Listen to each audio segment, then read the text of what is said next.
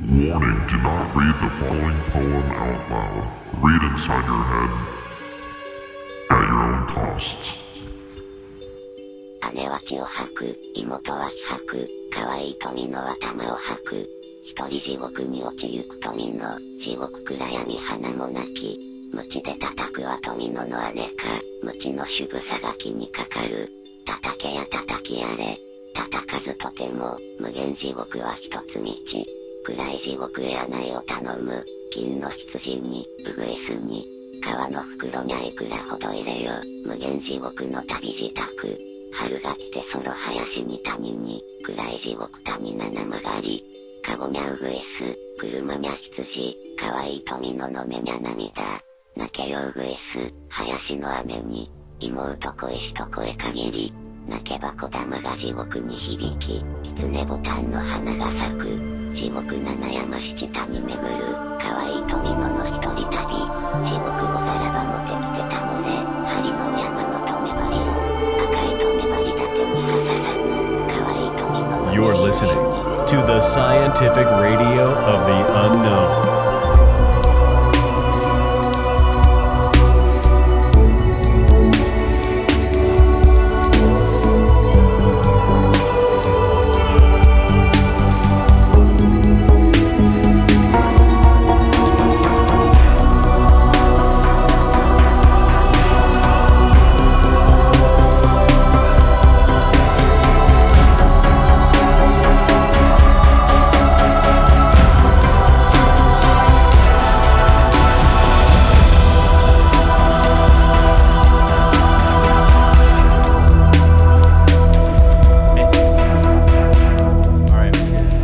Hi guys, my name is Scott Martin, a part of the Scientific Researchers of the Unknown. My nickname is Dr. Sweet. So I am a part of the scientific research community, and I am the private editor, following after Carson. Hello everybody, my name is Carson French. I'm the founder of the Scientific Researchers of the Unknown, and I'm glad to be here. Hello, everybody. My name is Brandon Kalick. I'm the Vice President of Scientific Researchers of the Unknown, and I'm as well, glad to be here. All right, Tanner. So, what happened before all this began? Well, I had shown you the those screenshots from that conversation that I'd had. That was just a guy I'd added him on Xbox about 2 months ago or something like that. He was in one of my games. He played well, so I just added him. I never talked to him or anything. A couple months go by, and then it was on the 27th of March that I got those messages. I had messaged him and I'd said something along the lines of like he changed his profile picture to like a very like grotesque like drawing, I guess. And so I'd messaged him and I was like, hey, like, why'd you change your picture? And that's when he messaged me the full, like, it was like a full body of text, like a paragraph of a bunch of text in like Japanese. And I was in an Xbox party with some of my friends. I ended up looking it up and like translating it, and I like read it to my friends and everything. Because I was like, this is weird. Like, that was weird. And then I scrolled down a little bit more after I'd read it to them, and we were all like kind of laughing about it. And I'd seen the like myth or the legend about that Tomino's hell thing, which I thought was weird. And then I read it, and it was like, if you read it out loud, it's supposed to be like a curse or whatever. And so then I was like, oh, like, I don't know what's gonna go on. And like, that's never anything that I really believed or anything. Right. Yeah. So, hey, I have a question. The person who sent you the message, did you know who they were? Like, had you talked to them before it happened? I'd never talked with them ever. They were on I was playing an Xbox game, and they were on my team and the other team, and they played well, so I ended up adding them. I never talked with them, never invited them to a party or anything. But I did have them added as a favorite. so I would see when they got online and everything to if I ever wanted to talk to him. Yeah. And that one day I'd seen him pop up and I'd seen his image change, but no, I'd never talked to him. So, you told me that you were in a car crash, if I was correct, like a few days after that whole event took place, after you read the paragraph. Yeah. And you told me that you blacked out, but what did you remember beforehand? So it was about, I would say about like 24 hours ish after I'd read the thing to my friends and everything. Um, I guess I had sent you a video earlier that day. I was playing Xbox with my friends, and one of my friends said that he had to get off to go get some food. So I just set down my headset and everything, and then I heard like really weird noises coming from my headset. It was like I've had that headset, I've had my Xbox for years, never heard any sound like that. I haven't heard it since either. It was a very like squealing, screeching type sound. Um, and I was obviously like I didn't know what was going on with that or anything. I didn't think much of it, and then it was later that day that I ended up driving home. I was on the road driving and everything. I don't remember a lot. I remember obviously being on the road. I remember getting onto the interstate and I drove for a while. Um, and the last thing that I remember was seeing mile marker 417 on the interstate. And I guess my crash happened somewhere around like mile marker 426 or something. So about Wow. 10 miles. Jeez, wow. Wow. Yeah. So You- I don't you know if just- that I don't know if I can attribute that to just me not paying attention to the mile markers. Um, but that was the last thing that I remember on the road. I mean, you're pretty lucky to be alive, with especially the damages from the picture of the car that I saw. For sure. And by chance, do you still have those pictures saved, right? I do have those saved. Yep. All right, I'll definitely show them up if you're okay with that as well. Yeah, I can. I can send you those pictures. Yeah, and so I did a little research on, this so-called Tomino's hell, which Yeah. is what the whole poem's called. And so, from my understanding, it's an internet legend, basically, and the poem is about tragedy and death. And so the poet was actually discovered in a 1919 collection by the name of Sayo Yaso, titled Sakanor Gold Dust.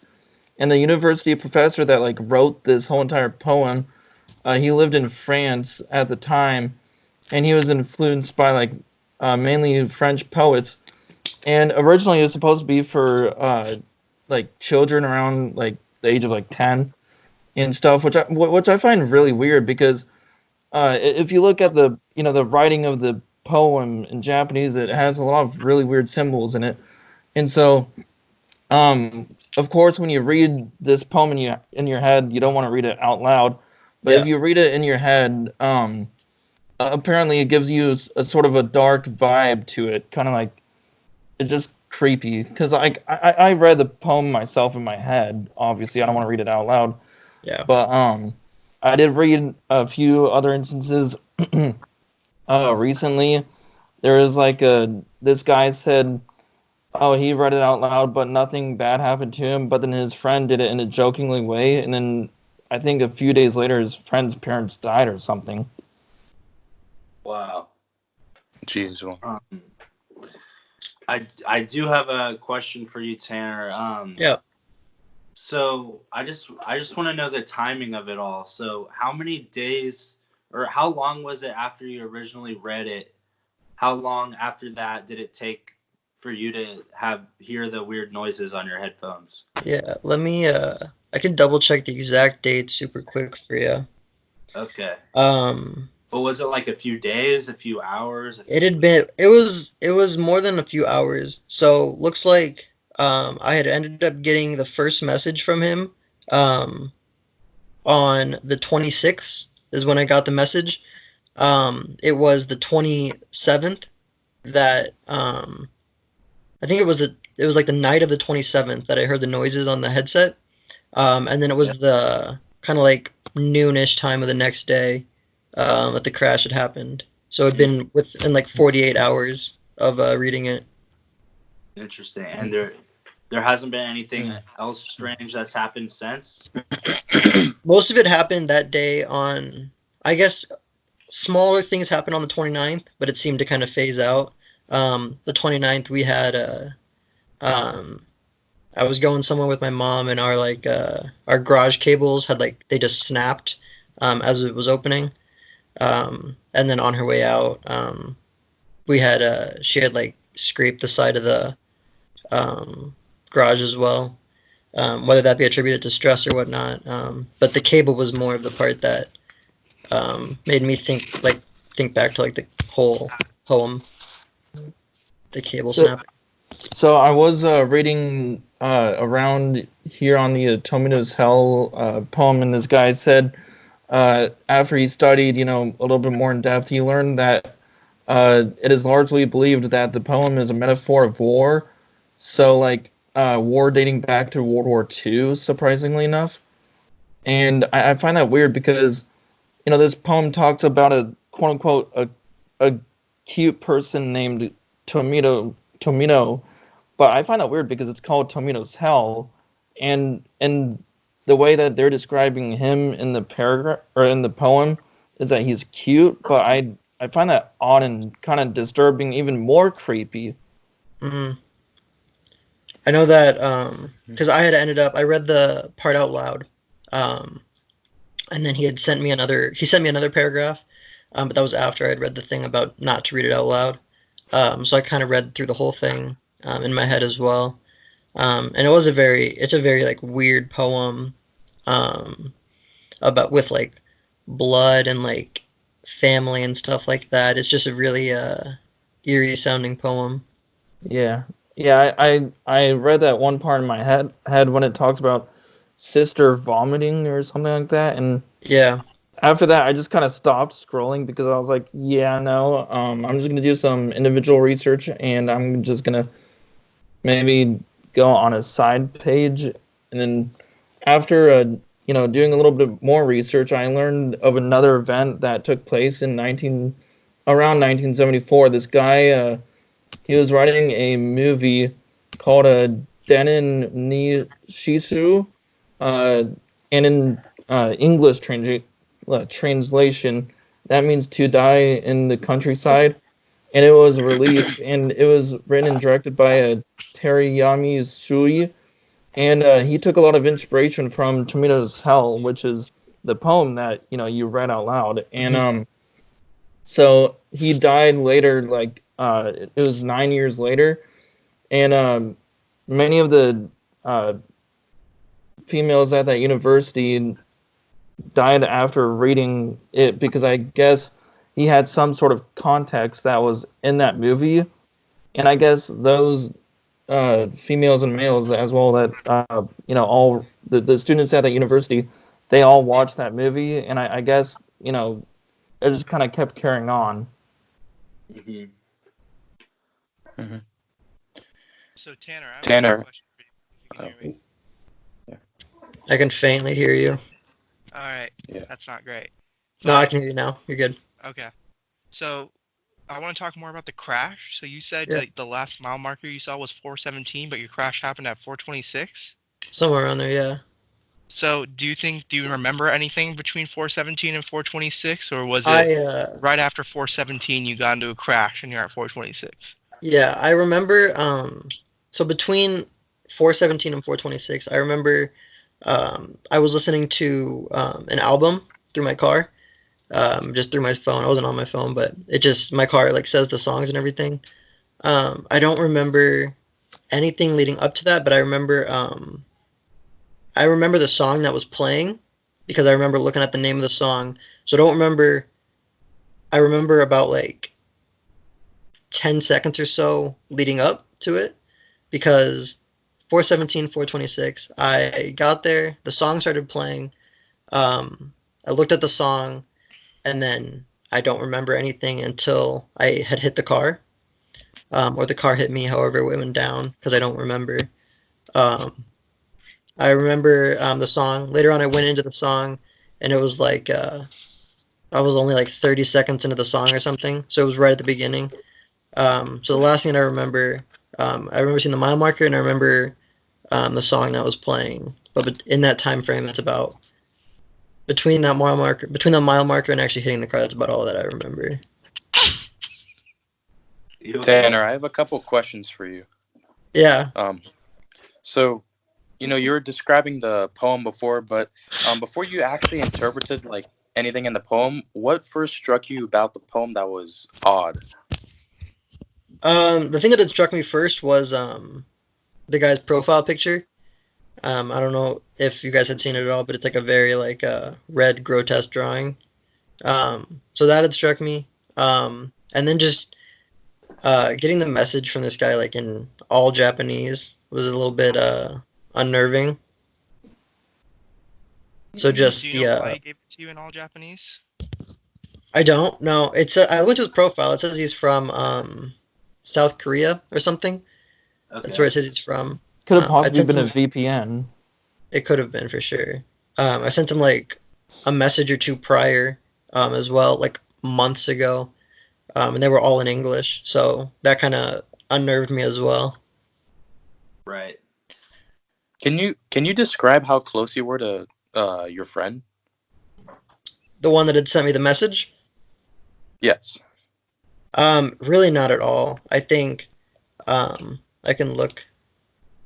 Yeah, so it looks like I added him about September 4th of 2019. So a few months ago. Sent him a couple messages. They were all in English. Again, I'd never spoken with him before. And then I sent him the one when I saw his picture pop up. Just regarding his picture. And then everything was in Japanese after that. Interesting. So I have an initial theory, or Carson, you can go first. Well, I was just gonna say I think there definitely is a lot of evidence for this curse, and I do think that it is definitely a real thing that's going on. But what I wanted to discuss is, what do you think is the origin of this curse? What could cause something like that? I'm sort of thinking that maybe the idea of you believing you're under a curse, even if you don't really believe in it, Mm-hmm. I think that the fact that if your brain thinks that you are cursed, for sure, your subconscious might cause you to cause unlucky things for you to happen in your life. Yeah, sort of for sure. Yeah. And that's a big reason why I've never believed him or anything. And that's why I don't know if I can attribute that all to the whole poem and the curse and everything. Wait, this incident happened to you, but you don't believe it happened? You don't believe in the curse? I don't know. I've never believed in curses before. But the thing happened with the messages and all that. I got the messages and then the sounds on my headset and all that coming through my headset. And then the crash happened. Did you have your phone on you? Do I have my phone on me? Did you have your phone on you, like on your physical body when the crash happened? It was in the car. It was in your car? Yeah. So I know something that me and Carson have encountered before is with cases of alien abductions, there's often a severe amount of time loss. So that could account for the distance difference. I don't know. Maybe. What do you guys think? With the miles? I don't. Yeah. How many other people? It's a possibility. Were there a lot of other cars on the road when it happened? It was just us two. The crazy thing was there were it was just me and him in the accident. There were no one else was around us. There was about 10 or 12 other cars that ended up stopping. But nobody saw the crash. Nobody saw anything at all. No one saw anything. That's nobody. There was 10 or 12 cars that stopped. Nobody saw anything. That's really strange. That doesn't make sense. Do you believe that could have been set up like that from the curse?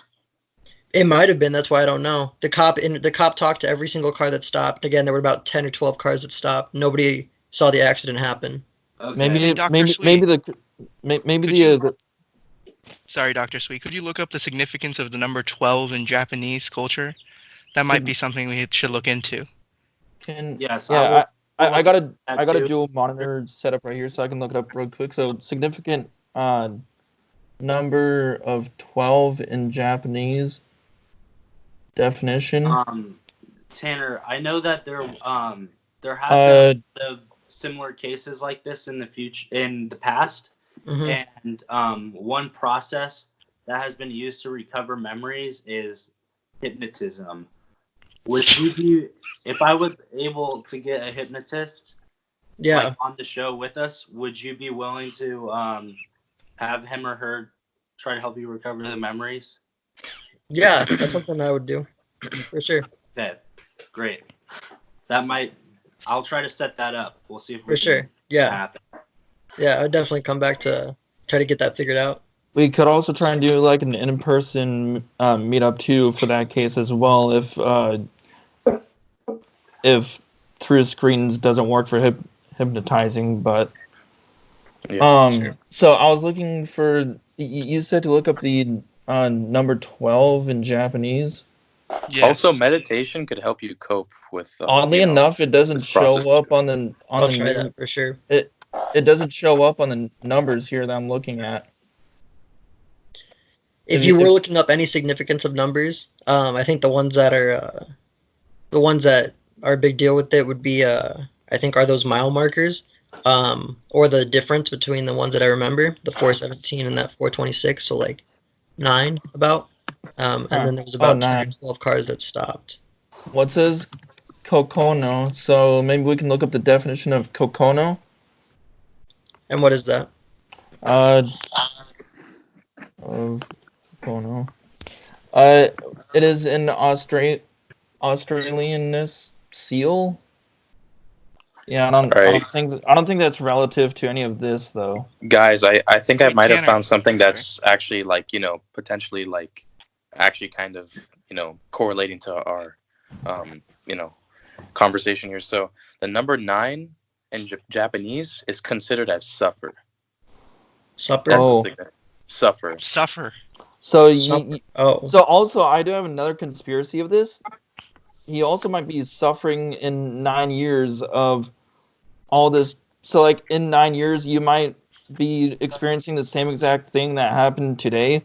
Like so or a few days, from a few days ago on that same exact day in 9 years from now, you might be experiencing that same exact event, which is kind of, I mean, not to freak you out or anything, but I mean, I just think that's a possibility.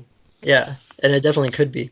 Because exactly what I said earlier about that guy who read that poem 9 years later on that same day, that guy that directed that movie, he passed away 9 days later on that same day. Wow. Wait, Tanner, at the risk of sounding insensitive, have you lied about any part of this story? I have not, no. I guess you can go. Sorry, I thoroughly believe that the curse exists, but now we have to figure out why the curse exists in the first place. Yeah. So in the past, the only real emergence of time loss for a human being has happened with alien abduction. However, if this curse is really that ancient, it's really unlikely that alien abduction occurred because the first known coming of aliens was in the 1940s. So unless this manuscript was altered, or maybe this manuscript is just evidence that aliens have been here for much longer than we anticipated. Hey, I got something to relate to that, actually. So going back to the story that I was telling you guys about, the soldiers that were described in the poem dating back to 1940 in the World War II. Oh, so this is... So it's thoroughly possible that these soldiers received the manuscript from aliens? Well, I believe the first dating of the poem, from everything that I read, was around 1919. Yep. If it was going to be related to aliens, it could be something along the lines of around the times of the first alien spotting, or the first known occurrence. There could have been something. The manuscript couldn't, or the transcript of the poem could not have been cursed up until that appearance of aliens. Like, it might have just been a regular poem until we know that the aliens came. Okay. All right. Trevor, I'm sorry, Tanner. No, you're good. Sorry. You're good. Sorry about that. Yeah. You're okay. The color black in Japanese actually is quite famous, but for the significance of bad luck and misfortune. So when you blacked out, that could have been, I don't know how to describe it, like a sign maybe. Yeah. Just. I'll be right back. I need to get some water. Okay. I also don't know so when I had came to in the middle of the accident, the only thing I saw was the whole truck right in front of me, and it was just all white because that was the color of the truck. I don't know if that has any significance in Japanese culture. But it was just This story is really unique because it incorporates elements from multiple things we've talked about in the past. So normally curses do not coincide with the effects of alien abduction. So that's what I'm really curious about, because at the risk of sounding insensitive yet again, it's just so unbelievable that all of these different events happen to come up into one curse. Mhm. So especially in 24 hours. Well, what I'm thinking is what these alien abductions, we don't really know that that's just what we conclude. Oh, it must be aliens, but maybe maybe it really isn't aliens behind this, and behind the other instances in the past. Maybe it's something different, and that's why we need to investigate this. I think that the next step we should take is getting a hypnotist to interview Tanner and see if we can recover any of those lost memories before the crash, because that might give us the answers we're searching for. I agree. We might also be able to. I agree as well. We might also be able to visit the site of the accident. So Tanner, where did it happen? It's in Nebraska. I live in Nebraska. Okay. So a little ways I don't know away. if we'll be able to do that. A little ways away, yeah. It's a 21-hour drive. Hey guys, I already calculated it. It's a 21-hour drive, boys. First stop is Taco Bell, then next stop is the interstate. All right. Well, is there anything else you would like to discuss with us? I don't really have much at all. I feel like I've covered most of the bases that you guys would have wanted to cover and all that. All right, great. So I will work on getting a hypnotist, and then once I do, we'll contact you. Yeah. Perfect. All right. Well, that works for me. Thank you so much for coming on the show. And thank you a lot for having me. Thank you, Tanner. Yeah. Thank you. Thank you, guys. Bye, and everyone a part of the SROTU community, stay tuned for part 2. That'll be definitely coming in the next couple of months. Be sure to also follow our YouTube channel as well as our Instagram. We are also going to be reaching out to you guys more on Instagram. And so definitely be sure to look out for those notifications as well for new episodes. Yep. Check out our Twitter, Facebook, our Patreon, our GoFundMe. We don't have a Facebook, but okay. But check out my Facebook, Carson French. That's right. All right. Check out Carson French. Yeah. Perfect. All right. Have a great day, guys, or great afternoon. Stay safe, Tanner. Hopefully you don't feel the effects of the curse anymore. Yeah, stay safe and give us a call if anything else happens. Yeah, if anything happens, I'll make sure to relay it to you guys. Great. Sure. All right. Perfect. All right. Take care. Thank you. SROTU is out. Scientific researchers of the unknown. Hey, hey, hey, hey, hey. Yeah, we do research on all different kinds of topics. We research and we learn. We get some knowledge. Yeah. Then we study UFOs, USOs. Yeah, you already know. Because we're studying every day. You know what I've been at every day. Yeah, doing podcasts is what I do. Yeah, SROTU, the 3-man crew. Yeah, cause I'm balling every day. Follow us, SROTU, you know what I say. Got the flat earth theory, you know it's a mystery.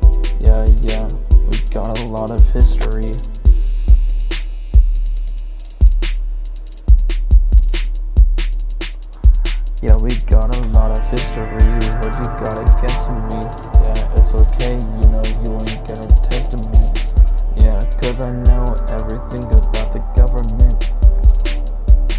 They won't admit the real things, they just wanna lie. I spread the truth, and I let things slide. Yeah, and I let things slide. Cause I'm a flat earther, yeah, I'm a flat earther, yeah, cause I'm ballin' like Mark Sargent, yeah, cause I'm ballin' like Mark Sargent.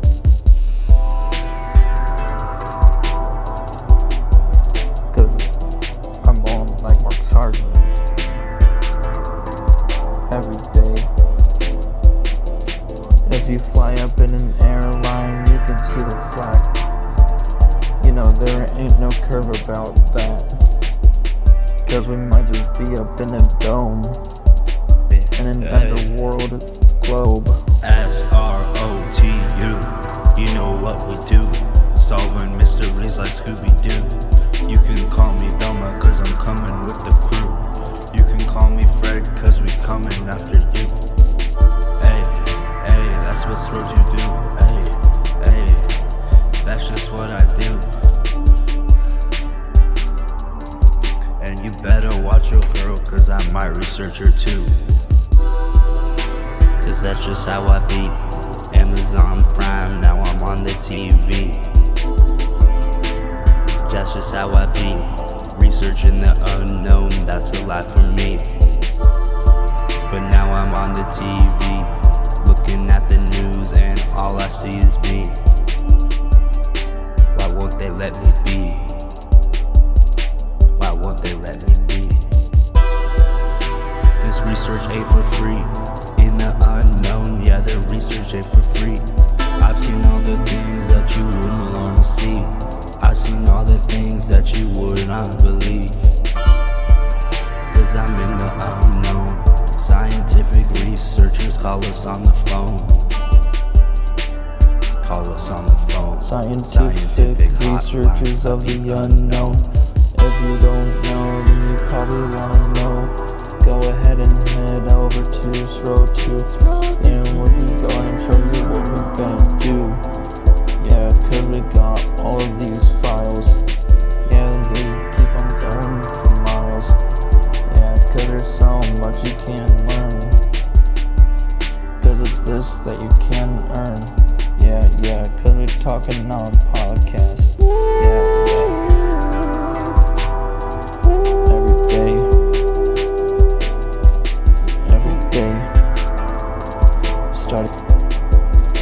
Investigate, talk about ghosts. If you ain't here, you late.